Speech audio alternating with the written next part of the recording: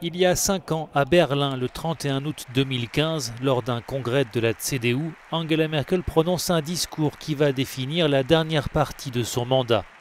Alors que la guerre fait rage en Syrie et que des milliers de migrants sont aux portes de l'Union européenne, la chancelière déclare « Wir schaffen das, nous y arriverons ». Berlin ouvre ses frontières aux réfugiés comme aucun autre pays en Europe. Entre 2015 et 2019, 1,5 million de migrants effectuent une demande d'asile en Allemagne. À Hambourg, ces réfugiés témoignent aujourd'hui leur reconnaissance à la chancelière allemande.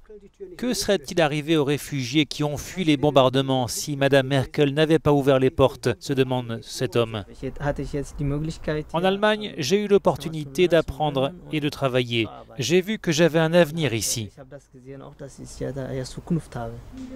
La politique d'accueil d'Angela Merkel est saluée en Europe, mais en Allemagne, elle divise et entraîne une montée de l'extrême droite.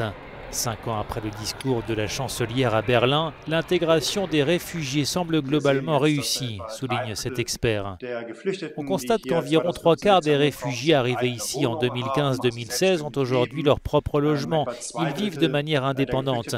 Environ 2/3 de ceux qui ont fui en 2015-2016 ont un emploi permanent ou une formation, même s'il y a du retard chez les femmes.